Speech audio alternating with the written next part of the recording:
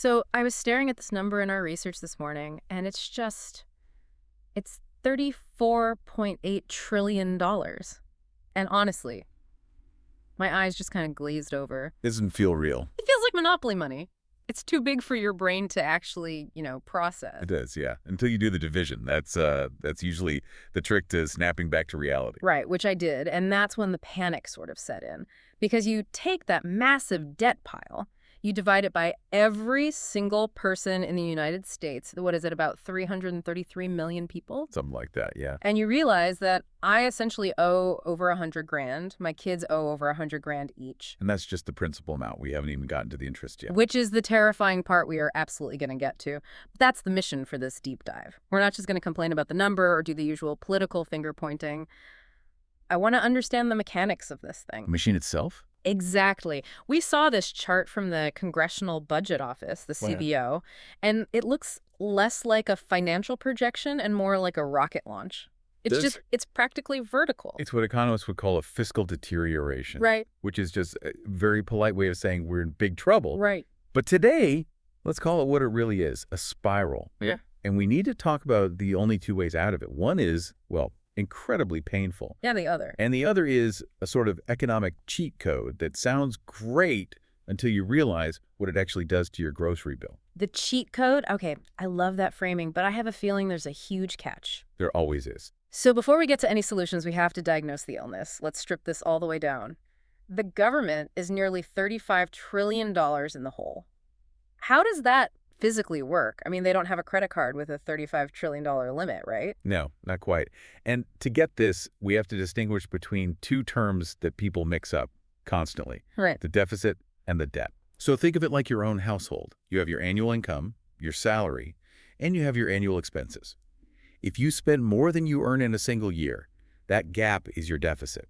Simple enough. So if I make $50,000 but I spend $60,000, I have a $10,000 deficit for that year. Exactly. And the debt is simply the accumulated total of all those yearly deficits added up over time, plus, of course, the interest you owe on them. Got it. So when the U.S. government runs a deficit, which it almost always does, it needs cash right now to pay soldiers, to fund hospitals, keep the lights on. It can't just write a bad check. So it enters the bond market. Okay, the bond market. Let's pause there. Because when I need money, I go to a bank. When the government needs money, they go to, well, it's like a giant auction, isn't it? Essentially, yes. It's a massive global auction. The Treasury issues what they call government bonds, which are effectively IOUs. They say, hey, here's a piece of paper promising to pay you back in, say, 10 or 30 years. Who wants it? And for decades, the answer was everyone wanted it. It was the gold standard, the safest investment on planet Earth. Right. You had pension funds, insurance companies, and really importantly, foreign governments. We're talking Japan, China, the UK. They all bought U.S. debt because it was stable, it was liquid, it was safe.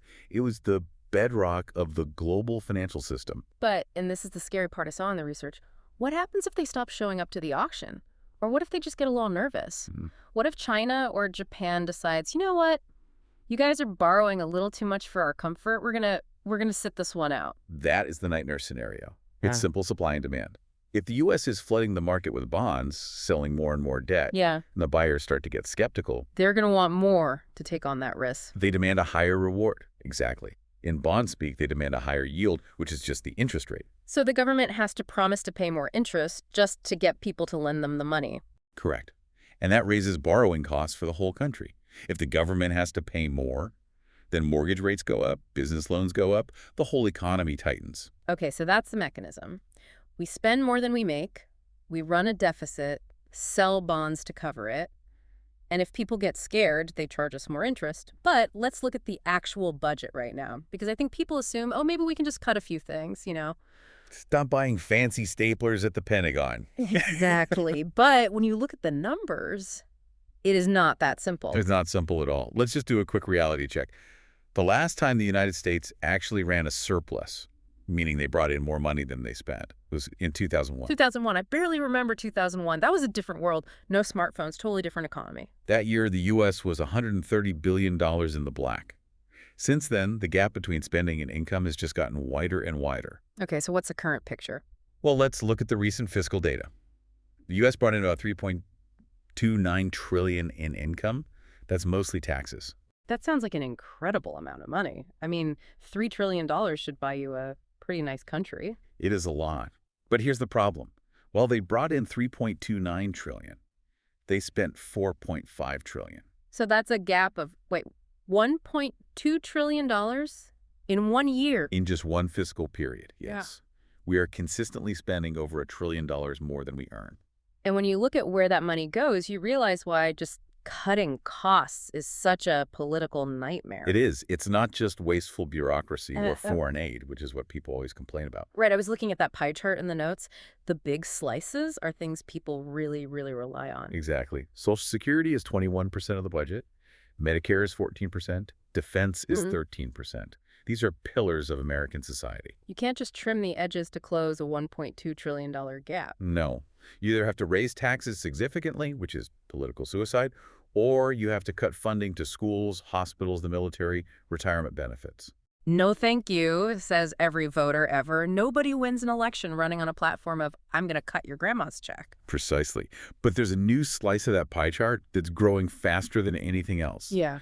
And this is where we get into the real danger zone. What is it? That slice is interest on the debt. And this leads us directly to the debt spiral. I want to really unpack this because spiral sounds dramatic, but the math really backs it up. It does. For a long time, interest rates were basically zero, right? The government could borrow money for, like, free. Essentially, yes. For about 15 years, the cost of borrowing was incredibly low. It was like having a credit card with a 0% APR. You could run up the balance, and it didn't really hurt that much. But recently, to fight inflation, the Federal Reserve raised interest rates from near zero up to around 5.5%. And that completely changed the math. It broke the entire model. So let me see if I have this spiral logic right. I have that credit card with the huge balance, Yeah. but my 0% introductory offer just expired. Yeah. And suddenly the bank says, okay, buddy, your new rate is 5.5%. But I don't have the cash to pay the balance. I'm actually broke. So I have to open a new credit card at 5.5% interest just to pay off the old credit card. And because you're still running deficit spending more than you earn, you're also putting your groceries and your rent on that new card, too. So the balance just grows, the rate is higher, the interest payment gets bigger. So next month, I need an even bigger credit card limit just to pay the interest on the last one. You've just perfectly defined the debt spiral.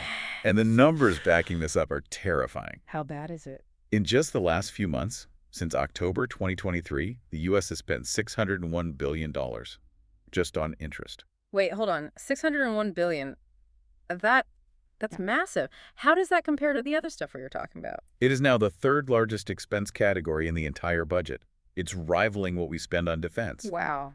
And the CBO predicts that within 10 years, interest payments will likely be the single largest line item in the federal budget. That is just, it's wild. Think about that for a second. More money going to pay bondholders than to the military or to roads or to education. 1 out of every $6 spent by the government will just be to service the debt. Yeah. You get absolutely nothing in return for it. It's dead money. And that is the definition of the trap.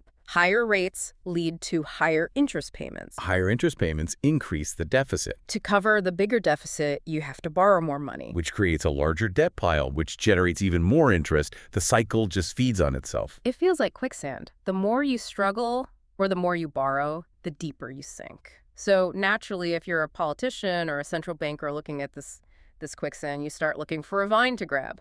Any way out. Any way at all. And this brings us to the cheat code. Cheat code, or, as economists politely call it, financial repression. I love this concept because it feels so sneaky, but historically it's actually happened. The idea is if you can't pay back the debt with the money you have. Pay it back with money that is worth less. Exactly. Inflating away the debt. It sounds complex, but the source material used this fantastic analogy from the housing market to explain it. Yeah, the 1970s house. It makes it click. It really does. Okay, so for everyone listening, picture this. It's 1970. The median house price in the U.S. is about $24,000. That'll take the steal, right? An absolute steal. But the average annual salary was only $7,000. So taking out a $24,000 mortgage felt huge. It was more than 3 times your annual salary. Right. It was a significant burden on your monthly budget, a real weight. Now, fast forward to today. That same house, the same pile of bricks and wood, is worth about $412,000. But salaries have also gone up to around $59,000. So here's the magic trick. Imagine you bought that house in 1970, and somehow you still had that original $24,000 mortgage today. With today's wages, you could pay it off in a few months. It would be pocket change. You wouldn't even notice it leaving your bank account. Exactly. The debt, the $24,000, stayed the same number. But because of inflation, wages and prices rose so much that the debt became tiny by comparison. That is the core insight. The commodity, the house didn't change. The currency devalued. Now, just apply that same logic to the U.S. government. They owe $34.8 trillion. That's a fixed number of dollars. So if the government lets inflation run hot, if they let the price of bread go to $20 and wages go to $200,000 a year, Then nominal GDP rises, tax revenues rise because you pay taxes on those higher wages, and suddenly that 34 trillion doesn't look quite as massive as a percentage of the overall economy. is this a real strategy? This is actually how the U.S. reduced its debt-to-GDP ratio after World War II. They didn't pay it all off. They grew the economy and inflated the currency so the debt became manageable. Okay, I love the math of this, but it also feels kind of dirty. Well, if I'm the government and I owe $35 trillion to bondholders, pension funds, retirees, foreign allies, and I intentionally create inflation to make that debt worth less, I'm basically stiffing the person who lent me the money, aren't I? You absolutely are. You're paying them back in dollars that buy half as much stuff as they used to. So the cheat code is just another way of saying defaulting on your debt, but you do it in slow motion so nobody notices right away. It's a hidden tax. It transfers wealth from savers, the people who bought the bonds or kept cash in the bank, to the borrowers. And in this case, the biggest borrower is the government. It wipes out the savings of the middle class to save the government's balance sheet. Okay, so then why aren't they doing this right now? If we have this cheat code, why are we panicking about the debt spiral? Why not just print a quadrillion dollars and make the debt feel like pocket change? Because inflation is a dangerous beast. It's like a chainsaw. It's useful if you're very, very careful, but it can cut your leg off. If you let inflation run unchecked, you destroy the purchasing power of your citizens. Your grocery bill doubles, your gas bill triples. It causes social unrest. We saw a glimpse of this in the last few years. People hate inflation. It can topple governments. Of course. If people can't afford food, they stop caring about bond market nuances and they start rioting. Exactly. And here's the paradox we're currently living in. To stop the high inflation we've been seeing recently, the Fed is doing the exact opposite of the cheat code. They're keeping interest rates high. Which makes the debt more expensive. Exactly. They are caught between a rock and a hard place. They need low rates to make the debt manageable, that's the cheat code, but they need high rates to kill inflation and save the economy. And right now, fighting inflation is the priority, which means the debt service costs are just going to keep climbing. It's fascinating and depressing all at the same time. It feels like we're just stuck. But the source material did point out that this isn't technically inevitable. There's an example from the other side of the world that proves you don't have to run a deficit. Yes, the Australian example. It provides a really stark contrast to the U.S. situation. So Australia, they aren't debt-free, are they? They're not living in some utopia. No, not at all. They have about 890 billion Australian dollars in debt, which is roughly 35% of their GDP. But here is the crucial difference. For the financial year ending June 2023, the Australian government ran a surplus of $22.1 billion. A surplus. They actually made more than they spent. How did they pull that off? Did they just find a pot of gold somewhere? Well, essentially, yes. Australia is a commodity superpower, iron ore, coal, natural gas. When commodity prices are high, their tax revenue booms. But it's not just luck. They also have a different structural setup. They don't have the same level of mandatory spending baked into their pie chart that the U.S. does. So because they have that surplus, they aren't at the mercy of the bond market in the same way. Exactly. This is about sovereignty. When you run a surplus, you aren't forced to go to that global auction and beg for cash to keep the lights on. You can choose to pay down your debt. You can choose to build new schools. You can choose to cut taxes. You have options. It sounds so responsible, like an adult managing their checkbook. It represents sustainable fiscal policy. And that's the real lesson here. The cheat code of inflation is just financial engineering. It's a trick. But the Australian model, or even the U.S. model back in 2001, it's about making the financials actually work. But getting back to a surplus seems almost impossible for the U.S. right now, given that $1.2 trillion gap we talked about. It would require incredibly tough choices. As we noted, you'd have to touch the third rail of politics. You'd have to look at a retiree and say, we need to cut your Social Security. Or a general and say, we're cutting the defense budget by 20%. Or tell the entire middle class your taxes are going up. And nobody wants to be the politician who has to deliver that news. But the alternative is this spiral where interest just consumes the entire budget. If you don't make the hard choice voluntarily, the math will eventually make the choice for you. So let's bring this all together. We have a $34.8 trillion debt. We have interest payments that are growing faster than almost anything else in the budget, effectively eating our tax dollars before they can be used for anything useful. And the easy way out inflation risks wrecking the savings of the very people the government is supposed to protect. That's the summary. And while we can talk about financial tricks, the expert consensus, and what the source suggests, is that the only true long-term fix is productivity and, well, belt-tightening. You have to grow your way out of it while controlling spending. You need to aim for a surplus, just like Australia did.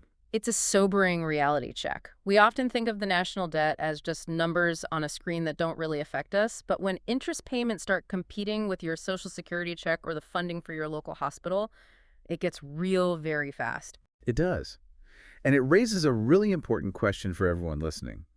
If this trend continues, and the CBO says it will, and the interest bill becomes the single biggest expense for the U.S. government, what gives? Yeah, that's the question I'm left with. If the pie chart is full of interest payments, what gets cut first? Do we sacrifice retirement security? Do we slash the military? Or do we just turn on the printer, inflate the currency, and pay $100 for a loaf of bread? It's a question of priorities. And understanding this macro picture is really the only way to make sense of the political battles we are absolutely going to see in the next decade. Well, on that cheerful note, but seriously, understanding the mechanics of this, the bonds, the spiral, the inflation trade-off, it really does help you navigate your own financial world and just understand the headlines a bit better. Absolutely. Knowledge is the best hedge against uncertainty. Thanks for diving deep with us today. We'll catch you on the next one.